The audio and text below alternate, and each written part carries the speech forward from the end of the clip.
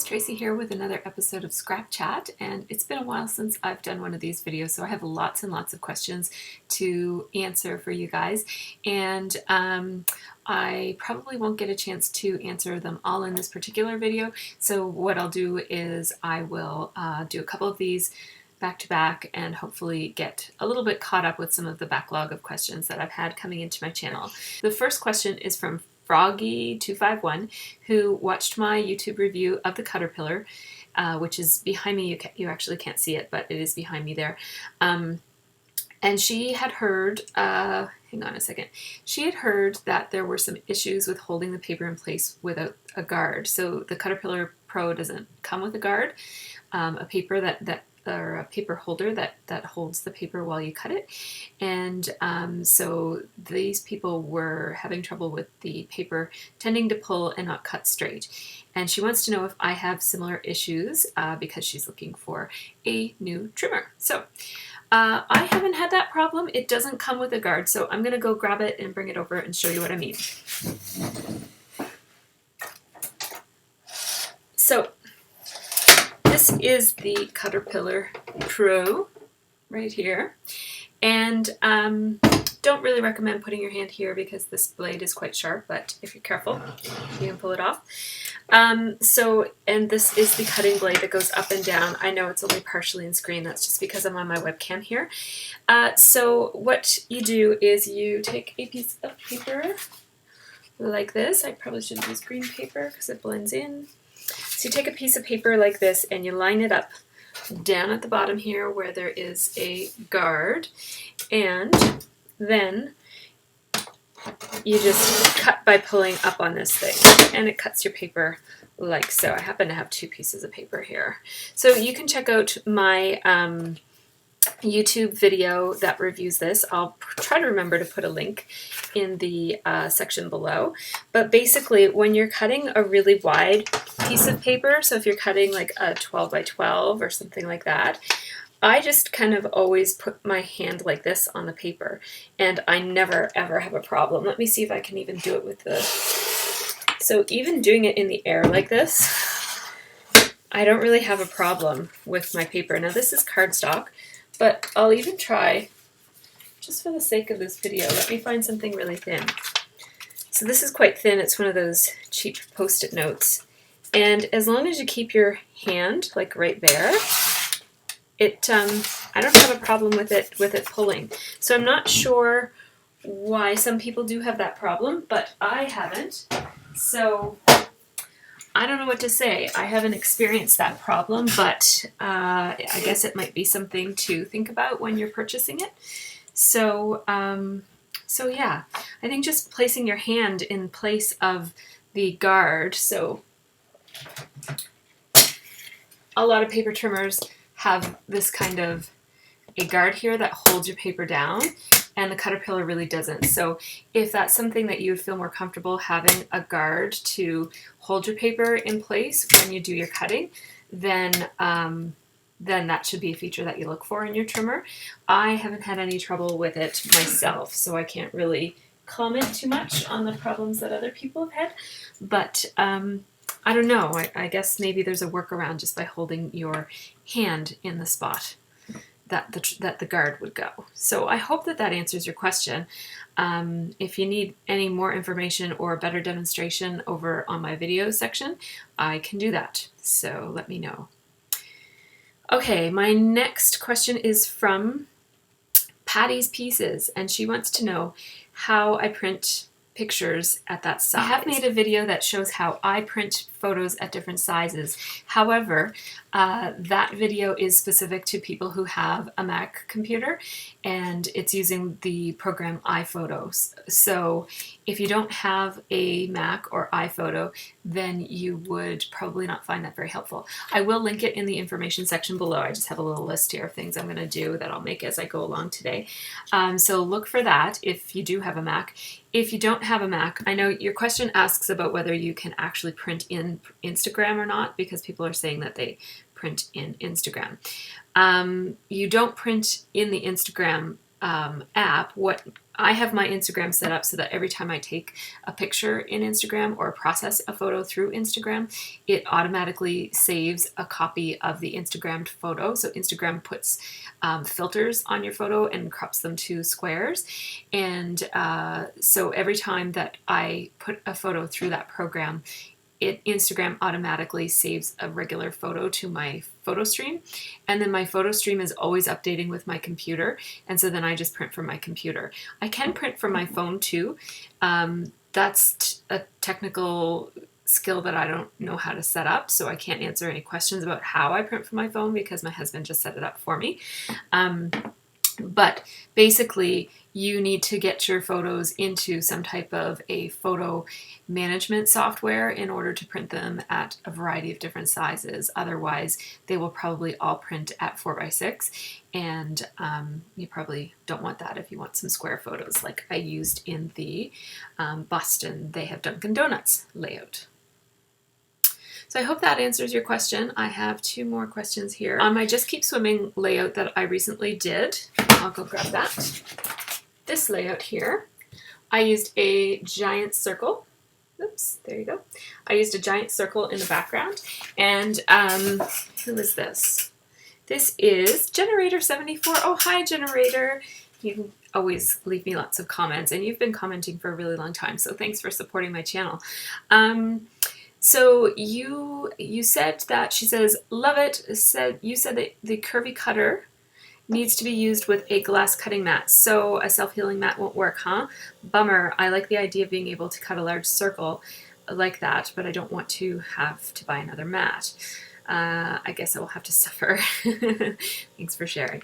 Okay, I'm gonna go grab my curvy cutter so everybody knows what I'm talking about. I'll be right back. This is my circle cutting tool, and it comes with these 2 templates I bought together. It's by EK Success, and it is called Curvy Cutter.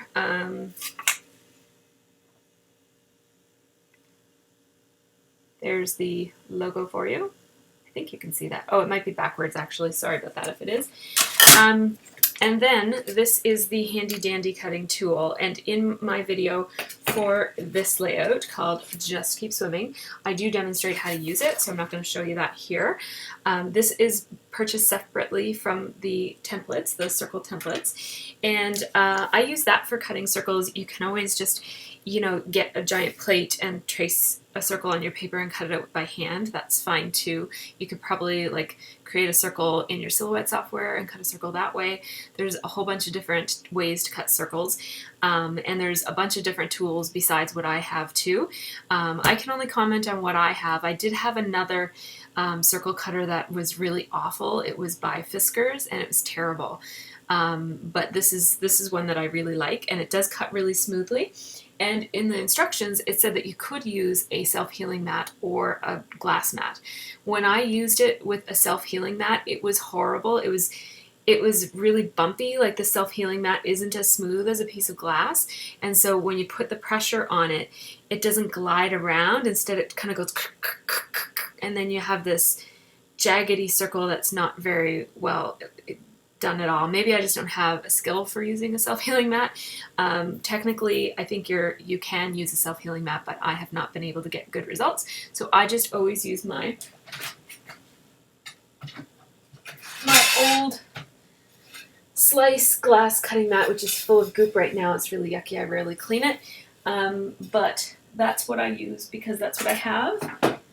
And I don't know if glass cutting mats can be kind of expensive, so I think if I didn't already have a glass cutting mat, I'd probably just trace these circles and cut them out by hand, because I don't know if I make enough circles to make it worth buying both a circle cutter and a glass mat.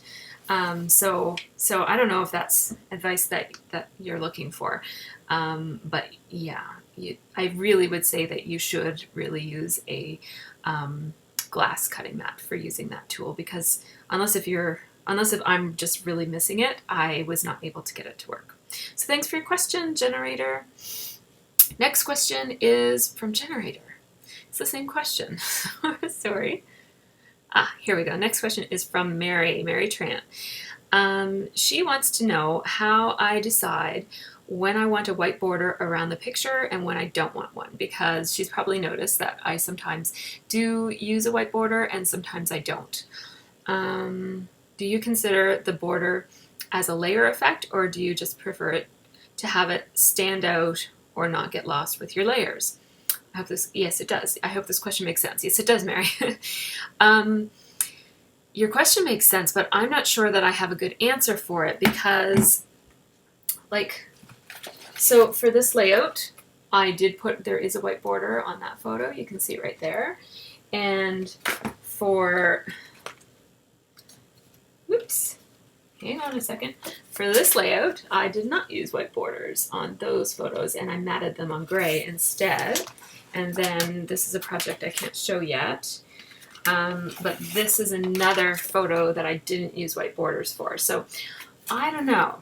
To be honest, a lot of the times I prefer the look of a white border, but it depends on how I printed my photos. So if I have, like, let's say that this is the, it's not 4x6, but let's just say that this is the photo paper that's 4x6. If I have printed it so that there are two photos and there's enough space there to cut a border, I'll cut a border. But if I've printed the photos in such a size or so close together that there's not enough room to give an even border on all four sides of the picture, then I just cut it tight, like without a border.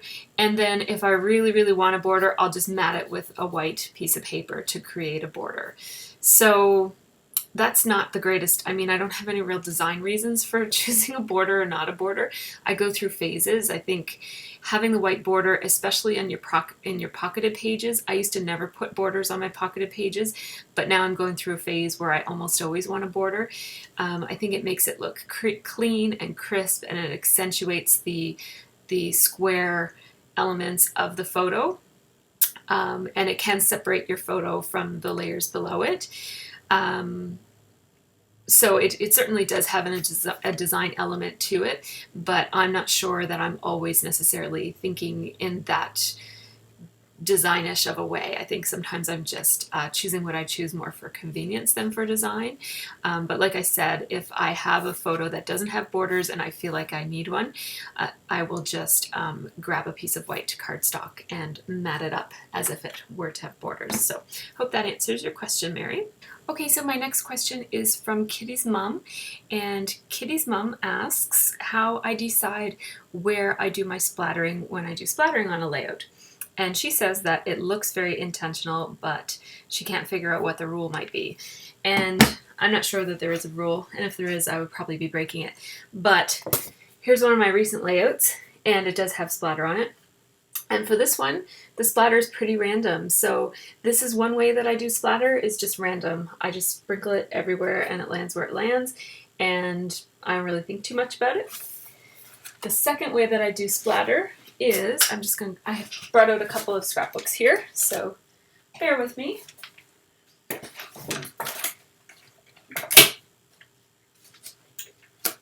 The second way that I do splatter is demonstrated on this layout here, called It Started With a Whisper. I have a process video for this one too, and it shows a diagonal, okay, wait a minute. It shows a diagonal approach to splatters, and so here I have a cluster here, and then I have my main elements here, and I wanted to draw the eye kind of from here down to here, so I just sprinkled, and I also used some rub-ons as well as sprinkles, but that's how I did it in this case. So sometimes I'll use a diagonal line to draw your eye from one part of the layout to the other. So random diagonal lines, and the other strategy that I sometimes use is, one isn't actually using splatter, but I don't want to kind of go through all of my layouts and look for one that demonstrates what I'm trying to talk about. This one uses sequins instead of splatter, and here what I've done is I've splattered my sequins. If it was ink, I would have done the same thing, so this is still a good way to demonstrate it.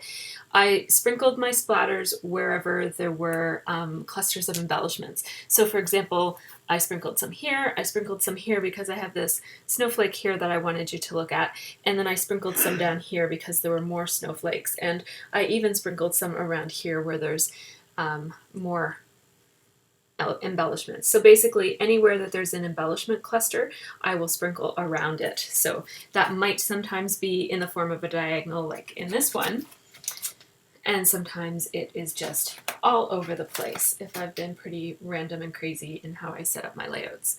So I hope that that answers your question. I don't think there's a rule, and if there is, I don't think you should follow it. I think you should just play around with splatter and try out a couple of different ways of splattering and see how you like it, and do more of the things that you like and do less if you don't like it. So that's the only thing I have to say about splatter. The next question is from Kathleen Driggers. Hi Kat, thanks for stopping by my channel. She wants to know how I photograph my layouts, and she's wondering if I could do a video on it. Yes, I can do a video on that.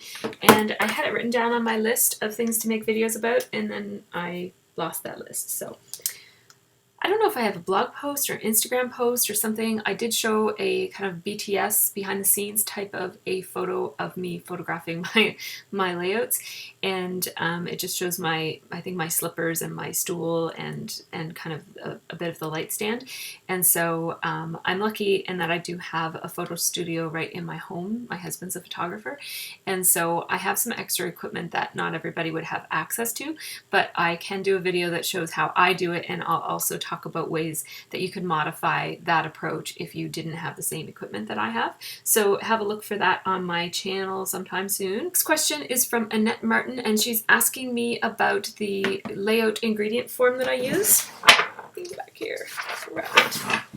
So it looks like this. And this is a form that I created. It's just for my own personal use. For basically, I use it to keep track of, I write all my supplies in this open section here. I write the date and the title and the kits used and the time right here that it took. And then below I usually put what photos. I don't have a space for that, but next time I renovate this paper, I will put another little blank there that says sizes of photos used, because Mary likes to know that information. Maybe some other people do too. And then down here, I just have tick boxes for all the things I need to do with my layouts, especially when I'm making process videos, and some of them are for design team assignments for Scraptastic. And so I just kind of keep track of all the things that I've done, and then when all the tick boxes are checked, I know that I can put this away and I don't have to think about that layout anymore. And so that's the form that I use. I do have a copy of it up on my blog. I'll put the link in the information section below, but if you're looking for it, you just go to my blog, and at the top there are tabs. One of the tabs says Scrapbooking Resources, and it's in there. So thanks for your question. I get a lot of questions about that form, so I hope. Next I have a question from Vicky, who asks me about where I got the roller date stamp Rement. And this is the little tiny stamp box that I have, and it opens up and there's all kinds of goodies inside, including a ink pad. These are just little Japanese toys that you can get called Rement, and it has a lid. It just came off in the storage. It kind of snaps off easily, so it has a little, that's very hard to show, but it's a little tiny ink pad that actually opens. And then it also comes with a teensy weensy little teeny tiny roller date stamp. I'm not sure that you're able to, I'm not sure that my camera is really doing a great job of focusing, but there it is. So you can see it. It's really cute. And I love miniatures. I'm really in love. There's also, I have a couple of other things in there, a tiny little set of scissors and some little tiny pens. I'm just a really big fan of miniatures, and so I have a couple of sets. I have a small collection of Rement, and that was one of the things that was in there. And so I did I think I did a layout, or it was in my pocketed scrapbooking or something, just about a big and little shot of that little teeny weeny roller date stamp with all of my others. And where I get my Rement is almost always on eBay, and I never spend very much money on it. I only buy it if it's a really, really, really, really good deal. And so usually you can get sets if you're really thrifty and willing to wait and just buy the stuff that's cheap. I can usually get it for $2 or $3, sometimes with $1 shipping and sometimes with free shipping, and that's the only way that I usually buy it. It has to be pretty special. I might have spent a little bit more on that one because that one is really special. I really, really wanted it. it, but the maximum that I might have spent on it would have been $5 including shipping. Next question is from Michelle Holmes, who wants to know about my Cutterpillar Pro, wants to know if I like it and if it's worth the cost. It's a pretty pricey trimmer, and I do like it. I'm not entirely sure that, I mean, it's worth the cost for me, and I don't have any regrets about buying it. You already saw me talk about how I don't have a problem with it not having a paper guard. For me, I do a lot of scrapbooking, and I just really, really wanted a paper trimmer that cut straight and cut a really nice, straight, sharp edge. And I had been in the market for a trimmer for a very, very long time, probably more than a year, of being dissatisfied with the one I was using. So I splurged and bought it. It's not a cheap trimmer, and I don't know how it compares to anything other than the Fiskars one that I have, which is this one. It's comparable to this one, but this one has always trimmed crooked for me, so and the Cutterpillar doesn't, so it cuts as well as the Fiskars rotary trimmer. And I'm happy with it. And if you are willing to spend about $100 on a trimmer, it's worth the price. But if you're really thrifty and have a really limited budget, you could probably find something that cuts almost as good for cheaper. So my next question is from Deborah Parker. Deborah Parker, who asks me about my go-to mist brand. And she said that hasn't been thrilled with Studio Calico mists either. I think I probably was mentioning that I always have a hard time getting the white one to dry. I never did have that problem, but then I didn't used to use much cardstock, and I find that if you're using Mr. Huey's on pattern paper, it just sops right in and dries instantly, even the white. But if you're using it on cardstock, it tends to sit on top of the cardstock. So cardstock that I'm using is usually either Basil or American Crafts, and it must have some type of a coating on it or just a different consistency to the paper, because it does not take mists very well at all. The mists kind of stay up. I mean, the good thing about it is that the mists, when they don't sop into the paper, they stay circular, and the color is more intense, and when it dries into the paper, it kind of spreads out a little bit, and the color gets a little bit less intense.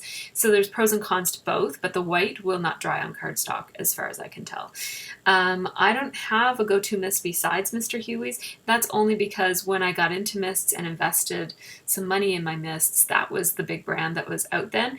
I think there are a lot more options for mists these days, and I am not probably the best expert on what mists are out there because I don't shop very much. I try to not shop, so I try to use what I already have and what comes in my kits, and so the cost of that is that I'm not as up on the most recent current products, but the benefit is that I got more money, so that's good.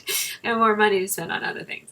So let me know if you know of a go-to brand for mists, because as I speak, a lot of my mists are dwindling because I haven't bought mists in probably like over a year. And so a lot of my colors are starting to dwindle, and I'm starting to get back into thinking about, okay, I'm going to need a pink mist and I need a blue mist, and I don't need a million colors, but I need a couple of different colors. And so if you guys out there have any advice on mists, both Deborah Parker and I would love to know your opinions, so thanks. So my next question is from Sherry Keller, and Sherry asks me about sewing on layouts. She says, I don't know anything about sewing on layouts, and can you tell me a little bit about tools and things I should know about sewing? Anything else? Special type of sewing machine, special thread, or any tools? So you can sew on your layout using any sewing machine. I have a big full-size sewing machine that's over in that direction in my scrap room, and then I have my regular sewing machine, my craft sewing machine, which is that one right there above my shoulder there. And that one is a Kenmore half-size sewing machine that I got at Sears for under $100, and I think I bought it on a sale or something and got it even better than that. And what I really like about that sewing machine is that because it's so inexpensive, I don't have to worry about things like sewing over glue and that sort of thing. Like, I wouldn't be absolutely heartbroken if it got ruined. I mean, I don't want it to get ruined, but my other sewing machine is $300 machine, and I really, really don't want to sew over glue with that one, because if you get glue into all the inner workings of your sewing machine, it can really gunk it up.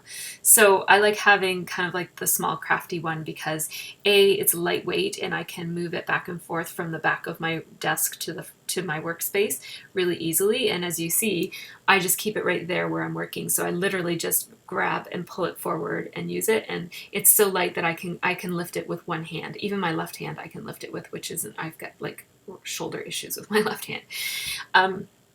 So you don't really need a special sewing machine, but if you're using the same sewing machine that you use for sewing fabric and you want to continue to have a good sewing machine, you just want to be careful that you are sewing over paper that doesn't have glue under it. So sometimes I'll glue my paper together and then sew. That's not a good idea if you're using a good sewing machine. If you're using a crappy one that you don't care about, it doesn't matter. And as for special tips about sewing on paper, my number one tip is that you will need to change your needle often, very, very often, because it will get dull way, way, way faster. And another tip that I have that a lot of people ask me about is that I use just a neutral plain thread in my bobbin, and then I might be using a fancier thread or a colored thread in the top, because you only see the top, right? But when I'm using black thread, I do like to use a dark bottom thread, and when I'm using a light top thread, I like to use a light bottom thread, but it might not be matched just because you don't see much of it. And you don't have to use any special thread. You can use any thread that you want. And when I use metallic thread, I always try to remember to switch my needle to a metallic needle, because I don't know what the difference is, but that's what they recommend. So that's what I found was that my thread was breaking more before I started using I'm realizing that my forehead looks huge here. Is my forehead really that huge, or is it just the ankle? I'm starting to reconsider my hairdo. Anyways, it's not often that you sit down and like stare at yourself for this long in a row.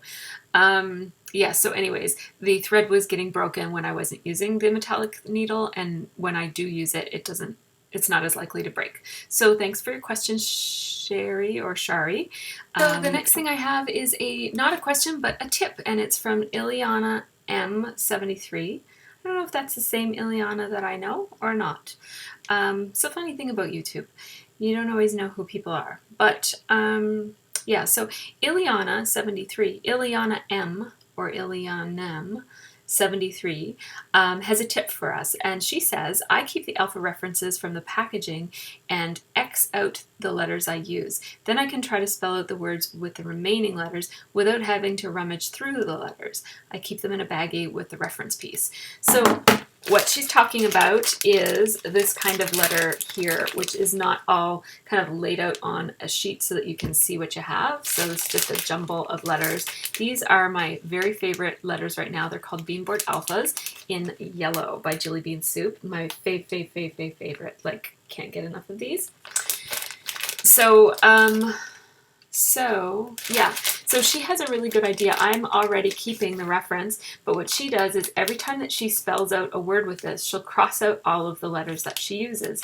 And then the next time she goes to use these letters, she knows which ones are missing and which ones are still in the package. That's a brilliant idea. Thank you so much for sharing that with me and with my viewers. And I've actually started to do it. You see that right above right there is another package of those, but they're in a green color, and I've started to do that with those ones. So thanks for the tip. That was great. Okay, so I have time for one more question before I have to go to the bus stop to get my daughter. So this one is from Samira Dosani, and she says, thanks for sharing your album. Wondering what page protectors you use. I bought some American Crafts ones, but I was really disappointed with the quality compared to Project Life page protectors. Thanks. I use a combination. I have a package. If you're talking about 12 by 12 page protectors, I have a package of American Crafts ones, and then I buy my albums come with 12 by 12 page protectors in them too. So a lot of my 12 by 12 page protectors are either Recollections or American Crafts, and so what I do is I think they come with 10, but I like to squeeze a few more layouts in an album than the 10. I have to go. Yeah, so I like to put a couple of extras. So the ones in the back of my album are American Crafts, and the ones in the front, the first 10, are always Recollections. And then for pocketed scrapbooking, I use Becky Higgins' Project Life page protectors, and I've never tried another